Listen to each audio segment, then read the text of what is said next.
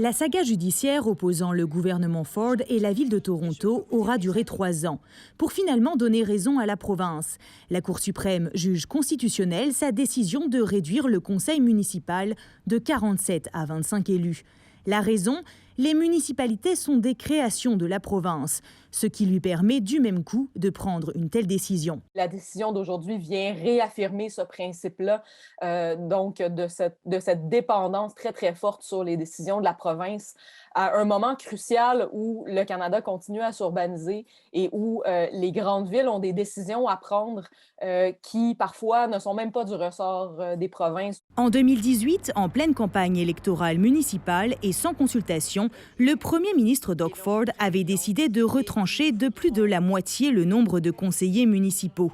L'objectif, épargner 25 millions de dollars à la province, mais aussi améliorer et accélérer le processus décisionnel du conseil municipal. Selon les avocats de Toronto, le gouvernement avait plutôt piétiné les droits des électeurs qui s'étaient retrouvés devant une nouvelle carte électorale et d'autres candidats en pleine élection. Le ministre des Affaires municipales et du Logement estime qu'il fallait faire des choix difficiles pour offrir de meilleurs résultats aux Ontariens. Mais certains conseillers estiment qu'au contraire, la tâche est devenue plus ardue. Je représente environ 150 000 personnes au centre-ville de Toronto, dit-il. L'île du Prince-Édouard, elle, a une population d'environ 156 000 habitants.